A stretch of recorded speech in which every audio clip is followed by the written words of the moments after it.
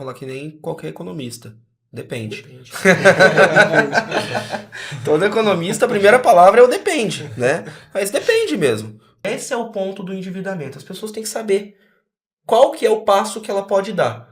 Sim, por isso que a construção do conhecimento é o ponto-chave, né, que a gente precisa frisar aqui hoje. Então a gente precisa, cada um individualmente, construir o seu conhecimento. Né? Mas acho que o mais importante é frisar que a gente não pode andar com a manada. Fuja do efeito manada. Né? Mandar um salve pra galera agora. Fuja do efeito manada. Né? Crie o seu hábito, o seu comportamento. E aí, pessoal, então a gente vai dar continuidade ao nosso podcast sobre educação financeira. Então, no último podcast a gente falou sobre educação financeira e seus conceitos básicos. Então, agora a gente vai falar sobre algo que, antes da gente falar sobre educação financeira, a gente tem que ter em mente a nossa situação, que é a questão do endividamento. A educação financeira ela vai servir justamente para poder amenizar as consequências que o endividamento traz para nós. Outro tema também que eu gostaria de debater com vocês, que é muito interessante, é sobre comportamento financeiro. Eu vejo bastante pessoas que estão endividadas e, por exemplo, lançam o iPhone 16 Pro Max e a pessoa está endividada, ela já tem um bom celular, mas mesmo assim ela vai lá e compra o celular do ano. Ou se não, ela vê uma pessoa famosa usando uma camiseta da Nike, não sei, pode ser uma marca de grife, e a pessoa ela quer porque quer consumir, mesmo estando endividada. A minha pergunta é, o que leva a esse comportamento? E como sair disso? E como ter mais esse controle e saber esperar mais, no caso, para pagar as dívidas e não ficar atolado nisso? Boa pergunta. Até é difícil da gente poder encontrar uma solução clara para isso, né? Eu acho que pegando um gancho que você disse anteriormente, é a questão mais do social. Exato. Então, assim, eu quero me enturmar. O ser humano não vive sozinho. Sim. Há muito, muito tempo. Então, eu preciso estar inserido em algum grupo. Mas eu tenho que escolher o meu grupo. Essa é a minha... Vou dar um exemplo bem simples. Se a minha faixa de renda é de R$2.000 e a do Raul é de R$200.000, é óbvio que eu não vou... Eu posso participar do grupo. Né, Ricardo? Né? Não, é óbvio que eu posso, né, participar deste grupo, mas eu não vou conseguir acompanhar esse grupo financeiramente. Nada impede, né? Hoje temos uma sociedade muito, muito miscigenada, muito misturada em todos os sentidos, né? Mas assim, eu tenho que ter a consciência do meu limite, mesmo que eu participe de grupos que estão acima ou abaixo desse meu limite. E eu acho que é mais uma questão afirmativa. Né? Tem gente que gosta muito da marca, você deu o exemplo do iPhone, por exemplo, e olhando pelo lado do produtor, cara, ele quer vender um iPhone novo todo dia, e ele quer deixar você fiel a isso, para que todo ano você troque para uma versão mais nova, mais nova, mais nova. Então, ele quer fidelizar, as pessoas buscam, né? Os produtores buscam fidelizar os seus clientes. E o marketing também é fundamental, né? Para que a gente tenha essa estrutura montada. Então, eu preciso me afirmar socialmente, né? Eu preciso aderir às minhas vontades, né? Porque o marketing está me trazendo essa vontade nova todo dia. Né? Todo dia. Então, é uma questão muito complexa para a gente discutir de fato. E eu vejo duas perspectivas desse lado, tá? Primeira, igual você trouxe do iPhone, que é um produto supérfluo, né? Talvez você não necessita disso. Hoje, se não for 100%, 99% das lojas que vendem celulares, né, que são operadoras de telefonia, eles já te oferecem isso. Você comprar aquele celular, você passa um tempo com ele, depois de um ano você troca e continua. É como se fosse um financiamento de celular. Parece até que o celular estraga em determinado momento. Exatamente, tá? Então eles já fazem isso porque você entrega o celular antigo, pega um novo e continua pagando parcelas dele para sempre. É um programa mesmo para sempre, tá? Então seja iPhone, ou seja Samsung, ou seja qualquer outro, é para sempre, tá? Só que eu vejo agora uma outra perspectiva. A gente citou anteriormente da pessoa saber como aplicar o seu dinheiro, né? Que a gente falou até sobre outras questões. Vamos imaginar uma pessoa que ela quer se endividar, porém ela quer criar seu patrimônio, tá? Vamos ver de outra maneira. Lógico, a gente sabe que veículos pessoa sempre ficar financiando veículos, ela só vai perder, porque o veículo ele não tem valor durante o tempo, tá? Eu citei anteriormente, se uma pessoa tivesse 300 mil reais e ela fizesse esse investimento, quanto que ela pegaria, né? Daria mais ou menos 10% ao ano, hoje, que a gente conseguiria numa renda fixa. Então, de 300 mil, ela vai pegar 30 mil mais ou menos por ano, tá? Então, fazendo uma conta rápida aí, mais ou menos uns R$ 2.500 por mês. Menos, um pouquinho menos, tá? Mas vamos imaginar que essa pessoa não tem 300 mil reais na mão. E ela quer crescer teu patrimônio. E determinado banco, você é um bom cliente, você é um bom pagador. E os bancos te oferecem um financiamento de imóvel a uma taxa de 11% ao ano. Isso não dá nem 1% ao mês. Hoje, se a gente não está falando que não dá nem 1% ao mês, nós estamos falando, por exemplo, do investimento que se ele pegasse em aluguel, ele pegasse os 3 mil, vamos só para arredondar, que dá um rendimento de 1% ao mês. Olha. Tá? Então, o que ele pode fazer muitas vezes também? É uma alternativa, isso não é um endividamento, talvez é você fazer um planejamento. Se ele consiga pagar essa parcela caso venha a ficar desocupado o seu imóvel, imaginar que ele pegou esse valor no banco, fez o seu investimento, comprou um imóvel e botou para alugar. E ele pega esse aluguel de 3 mil reais. Se esse aluguel e a parcela do financiamento der menos que os 3 mil reais que ele recebe, ele não tinha esses 300 mil na mão, ele não está criando patrimônio? Está criando patrimônio. Pode ser uma alternativa também. Sim, pode ser uma alternativa. Com o próprio aluguel, ele paga o financiamento dele. Que é uma outra coisa que muitas vezes as pessoas não pensam em sair do aluguel, né? Não fazem uma conta muito clara. Então, tem as duas perspectivas. Ele pode comprar um produto supérfluo e realmente ele vai ficar pagando aquilo para sempre. Ou ele pode tentar criar patrimônio, que é uma alternativa. O que você tem que tentar controlar para não criar depois um endividamento financeiro é essa questão.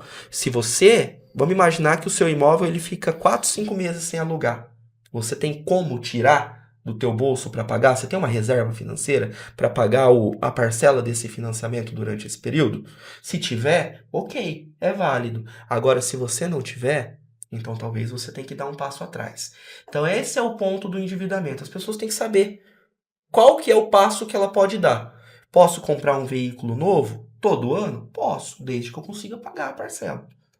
Desde que eu consiga ter uma programação da minha receita, se isso não vou ter perda durante o tempo. Se eu souber que aquilo é constante, eu posso criar como um hábito para mim. Por quê? Tá? Fora que para poder ganhar dinheiro, não ganhar dinheiro, eu digo construção de patrimônio, existem várias estratégias hoje em dia. Às vezes a pessoa tem gastos assim normais, então compra de iPhone ou um carro, alguma coisa, só que ela gasta de maneira que ela não conhece alguns benefícios que ela pode ter adquirindo, por exemplo, através de promoções que entregam milhas.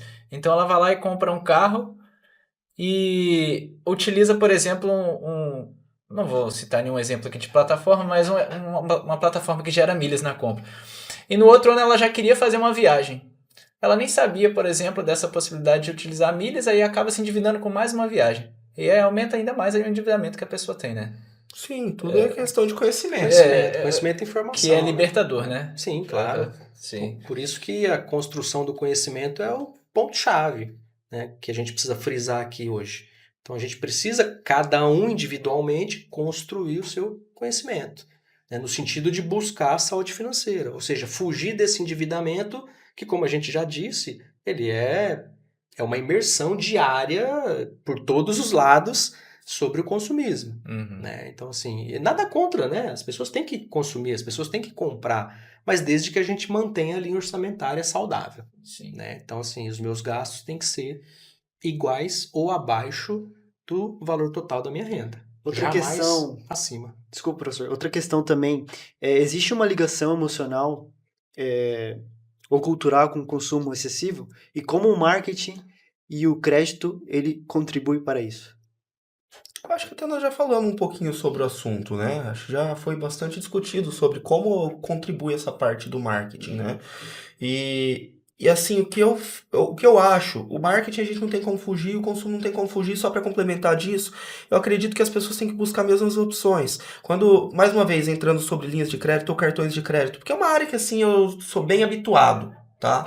Então, eu sempre costumo dizer, todas as empresas vão te oferecer se você tem um bom score. Todas, tá? O que você tem que buscar? Qual que te dá mais benefício? Você entrou, por exemplo, da parte de milhas, né? Se eu sou um cliente de algum determinado... que eu consigo colocar o meu salário para receber, muitas vezes eu consigo abrir uma conta sem pagar uma determinada tarifa ou redução dessa tarifa. Se eu consigo pegar um cartão de crédito com pontos, existem pessoas que fazem isso, que eles não gastam nada no dinheiro. Eles já fazem todos os controles financeiros dele, tudo passando crédito. Por quê? Porque ele sabe que ele vai voltar em pontos. Mas isso tem que ter muito controle financeiro. Não adianta a gente querer fazer tudo isso e depois, ao mesmo tempo, utilizar outras linhas de pagamento, como o Pix, por exemplo. Aí você fica pagando em dinheiro, paga no crédito, paga no dinheiro, paga no crédito, chega no final, tem uma dívida enorme do crédito e você já não tem mais dinheiro para pagar. Tá? Então, tudo a gente tem que observar sobre taxa de juros e muitas vezes as pessoas não sabem que existem essas informações. Se você acessar o site do Banco Central, você consegue buscar todas as informações, porque todas as empresas que são atreladas ao Banco Central, que respondem ao Banco Central, que no caso são todas as instituições financeiras, eles têm que divulgar a lista de taxas que eles cobram sobre cada situação, seja de um cartão de crédito rotativo, seja de quanto que ele cobra do cartão de crédito do parcelado, seja de quanto que ele cobra sobre o seu empréstimo pessoal, quanto que ele cobra sobre o consignado, o crédito consignado. Então, todos os seus produtos financeiros, eles têm suas taxas de juros, e todas elas estão lá no site do Banco Central, disponível para qualquer pessoa.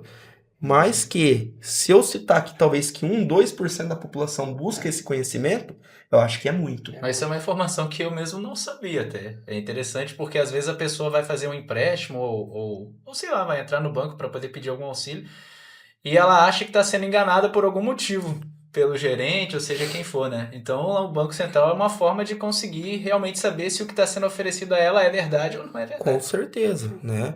Porque ainda mais hoje, como a forma que é controlada sobre os bancos, não existe como eles mentirem para o Banco Central e ofertar uma outra linha para o cliente, tá? Então é tudo registrado.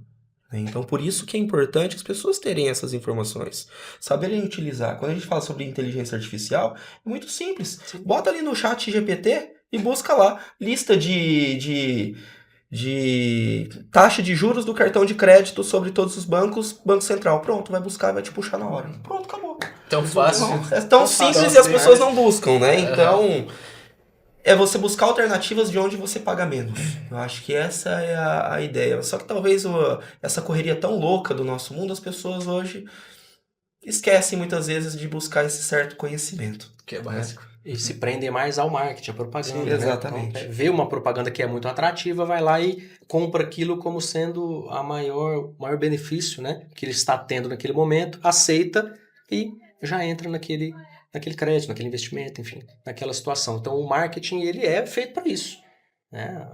As instituições, todas elas, estão querendo vender os seus produtos, sejam produtos comerciais, convencionais, como até produtos financeiros.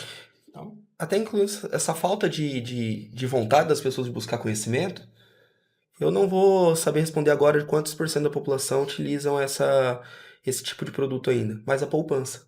A antiga caderneta de poupança, né? Então, isso aí agora nós já estamos falando da parte do superavitário, né? Das pessoas que têm uma renda que conseguem deixar um pouco guardado. Mas existem muitas pessoas que têm fortunas guardadas na poupança que te rendem no máximo 0,5% ao mês. Que não te cobre nem a inflação. Tá? E aí? Isso é válido? Que de quebra já estão deixando na mesa basicamente 6%. Exatamente. Se a gente comparar a Selic hoje a 15%, né? 15% ao ano, então já estão deixando de ganhar, né? Basicamente 6%. Exatamente.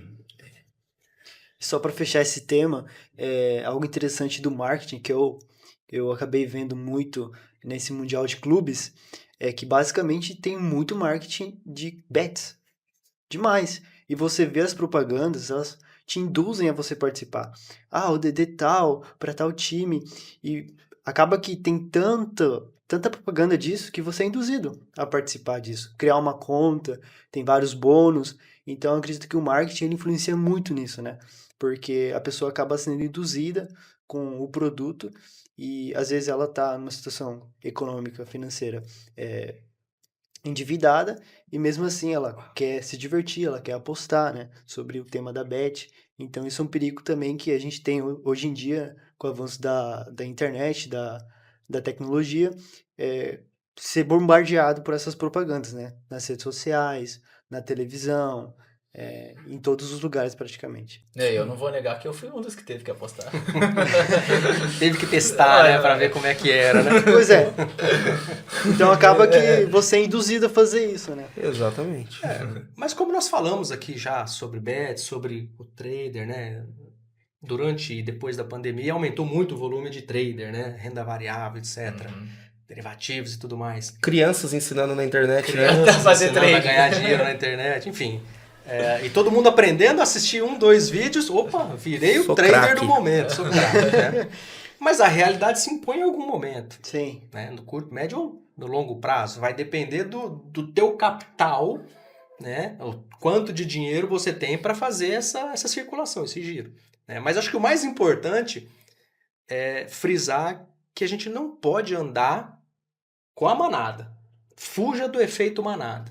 Né? Mandar um salve pra galera agora. Fuja do efeito manada. Né? Crie o seu hábito, o seu comportamento. Nada impede de você, nós já dissemos aqui, de você usar uma bet, de você fazer um trader. Mas qual é o seu limite? A gente tem que ter limites. Porque senão, se eu entrar no déficit constante, né? Tô tentando e tô perdendo sempre, isso vai me gerar um problema futuro muito grande.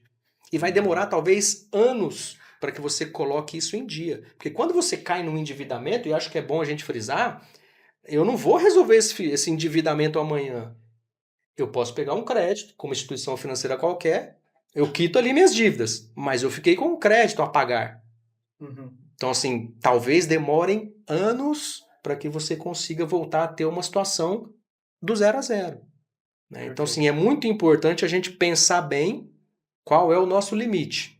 Dentro do nosso orçamento, que é individual, cada um tem o seu. Quem tem um poder aquisitivo maior pode jogar mais, quem tem um poder aquisitivo menor pode jogar menos ou nem jogar. Mas a decisão é individual. É difícil falar, joguem ou não joguem. Cada um tem a sua liberdade para entender a sua situação econômica e financeira, para daí decidir se vai jogar ou não.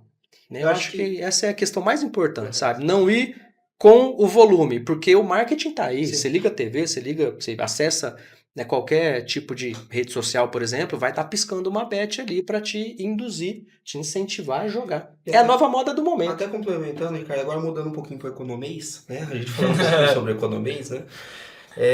Até o tema do meu mestrado, nós fizemos, foi sobre valuation.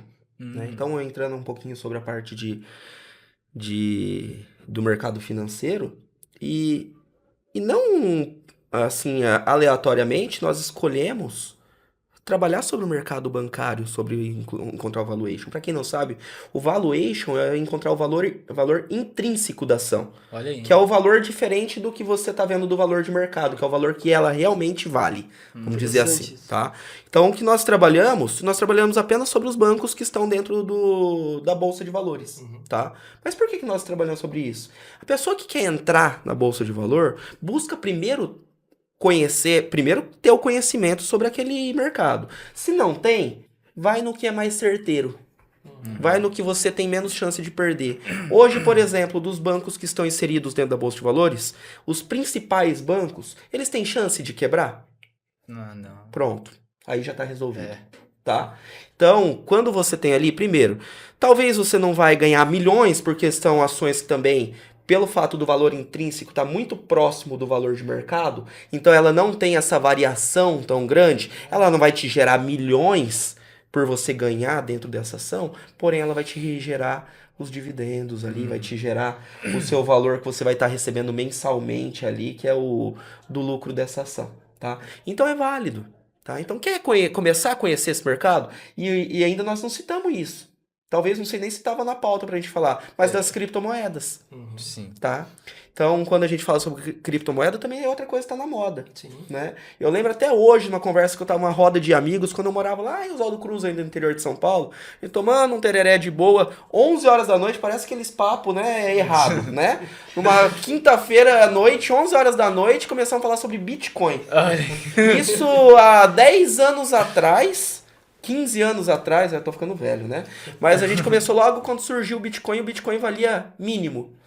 E tudo um bando de quebrado que a gente era, não tinha, né, muito conhecimento sobre, acabamos não colocando nem R$1. Nossa. Talvez se eu tivesse colocado R$10 naquela época, hoje eu tava até bem. Né? Talvez não tava aqui nesse podcast. Exatamente. Mas só pra gente ter noção, só que como o Ricardo trouxe sobre o efeito manada, hoje todo mundo quer colocar em criptomoeda, mas não sabe que existem outras criptomoedas. Só que o pessoal vai no quê? No efeito manada. Exatamente. Gente, não tem só o Bitcoin, tá? Não existe só o Bitcoin. Existem outras criptomoedas também que você pode aplicar. Mas assim como a renda variável, a criptomoeda, ela também é um mercado que você tem que tomar cuidado que você perde. Mesmo porque o rol de criptomoedas é imenso. Mais de 3.000, 4.000 criptomoedas. Muitas já viraram pó. Então, assim, de novo frisar a informação, o conhecimento. Eu preciso entender do mercado antes de entrar nesse mercado. Seja no mercado financeiro nacional, ou seja em criptomoeda, ou seja no internacional. Eu não posso simplesmente acompanhar o Raul que me deu a dica milagrosa, compra aí a criptomoeda XYZ que você vai ganhar um horror de dinheiro. Você compra, 6 meses depois ela vira pó. Exato. Então, eu preciso de informações. Eu preciso construir essas informações comigo, criando um hábito saudável, acompanhar o mercado. Como é que eu sei que um produto financeiro está barato ou caro? Eu não posso olhar o preço hoje e decidir, não, está barato, está caro. Eu tenho que olhar o histórico, nos últimos 5, 10 anos. Eu tenho que fazer uma análise futuro, mínima. né? E a perspectiva futura. Perspectiva futura. Então, assim, eu não sei se aquilo está barato ou não. É igual você ver uma propaganda de 50% de desconto de um produto em uma loja. Como é que você realmente sabe que aquilo tem 50% de desconto se você não viu o preço no mês passado, no semestre passado, no ano passado? Pode ser só uma placa pendurada na loja. Sim. Então, da mesma forma, eu preciso compreender, eu preciso de um conjunto de informações que aí sim me possibilitam a decidir. O Bitcoin é legal? Beleza, nós já estamos uns 20 anos, não, um pouco menos talvez, entre 15 e 16 anos aí de Bitcoin praticamente. Então, o Bitcoin já está consolidado. Mas, como eu disse, muitas criptomoedas já sumiram do mercado. Viraram pó. Só para finalizar esse tema, mais uma vez sobre as bets. A gente sabe que quando você joga na bets, aposta, se você perder já era. Agora, sobre o mercado de ações. Se você perder, tem como você recuperar esse dinheiro? Porque eu vejo que muitas pessoas têm essa dúvida, né? Será que vale a pena investir meu dinheiro com tal ação? E se eu perder tudo, o que acontece? Será que eu tenho como recuperar? Aí não vamos falar que nem qualquer economista. Depende. Todo economista, a primeira palavra é o depende, né? Mas depende mesmo. Depende de onde que você investiu. O mercado financeiro, igual nós estamos falando sobre a renda variável, ela tem inúmeras empresas. Então depende de qual empresa que você investiu. Você tem que entender qual que é como que está a saúde financeira dessa empresa hoje, tá? Então existem empresas que você acabou colocando o dinheiro quando ela estava 20, 25, 30 reais e hoje ela está valendo, por exemplo, 30, 20, 10 centavos essa ação. O que acontece? Muitas vezes essa empresa ela entrou em recuperação judicial. Tá? E ela em recuperação judicial, ela não vai obter de novo o seu valor de 30, 20, 25 reais que estava anteriormente. Aí o que você vai fazer? Você vai falar assim, eu vou triplicar, quadruplicar, quintuplicar o que eu tinha investido para eu tentar baixar preço médio. Tá? Essa é uma ideia de você baixar preço médio. Mas aí depende também de quanto você tinha aplicado. Porque talvez você tinha 1.000 ações daquela empresa... E aí você vai ter que comprar agora 5, 6, 7, 10 mil ações para tentar deixar o preço médio baixo? E será que essa empresa vai realmente se recuperar? Tá? Então depende. Depende de onde que você está investindo. Agora, se foi só um atrapalho, ou, por exemplo, o que aconteceu agora durante a pandemia, Ricardo? Durante a pandemia foi muito comum, principalmente empresas consolidadas como a Petrobras. Ela chegava, caía o preço das ações num determinado dia porque surgia uma notícia sobre a pandemia. Só que o mercado via que era uma empresa que talvez não ia quebrar. Então ia lá, aportava dinheiro, no outro dia ela subia 50%, 60%, 70% de novo das ações. Então era uma forma de ganhar dinheiro, tá? Porém, também era uma forma que você poderia perder. Mas a gente sabe que no longo prazo, essas determinadas empresas, elas tendem a se recuperar. Mas existem outras empresas que não têm esse capital tão forte, não existe esse suporte tão forte por trás, né? Então, isso acaba sendo mais complicado. Então, depende mesmo, tá? Por isso que a gente sempre recomenda. Quer explorar um produto novo? Busca, se você não tem o conhecimento, busca conhecimento com quem conhece de verdade, tá? Caso contrário, não adianta. É só uma aposta, tá? Não importa onde você esteja, é só uma aposta. Eu acredito que, assim, em alguns casos não é possível recuperar, né? Em alguns casos, nós perderemos o recurso mesmo. Então, o que a gente precisa, de fato, entender? Em alguns momentos, eu tenho que aceitar que eu tomei uma decisão errada, que eu perdi. Né? E aí eu tenho que buscar outras alternativas para que eu possa recuperar, reconstruir esse capital que foi perdido. Né? Se a gente até olhar para o próprio Bitcoin, ele chegou a ter picos na pandemia de pico negativo, né, de $5.000. Né? Saiu de $60 mil para 5 mil. Então, assim, e hoje ele está a $100 mil. Né? Então, assim, é uma valorização muito grande, uma desvalorização no primeiro momento, por causa da pandemia, e depois uma valorização extrema. Então, em alguns casos é possível recuperar, em outros não. Dá para ver que quando a gente começa a falar sobre renda variável, investimento em ação e qualquer tipo de assunto que desperta no investidor ou na pessoa física a possibilidade dela ficar rica do dia para a noite, o assunto ele fica mais interessante. Então, você até perguntou se a gente iria falar sobre isso. A gente não só já está falando como a gente vai ter um módulo específico só para isso. E quem quiser acompanhar vai ter que ficar aqui com a gente no próximo módulo para poder conhecer mais. A gente vai ter o Raul aqui ainda falando com a gente sobre não só renda variável, como renda fixa e demais outros assuntos muito interessantes. E aí, pessoal, tudo bem? Esse é o nosso podcast sobre educação financeira. Então, como a gente já veio divulgando há um tempo, a gente está aqui para poder debater vários assuntos como educação financeira, endividamento, inflação, dentre demais outros temas. Então, se vocês querem aprender mais sobre isso, acompanhe a gente e dá like no canal. Então é isso, pessoal. Só gostaria de agradecer aqui aos nossos colaboradores, né, o Agrociência Podcast. Lembrando que esse é um projeto da Universidade Estadual de Mato Grosso do Sul, a UEMS, da Unidade Universitária de Ponta Porã. Um projeto da turma do 2º ano de Ciências Econômicas. E é isso. Se inscrevam, deem um like e até a próxima, pessoal.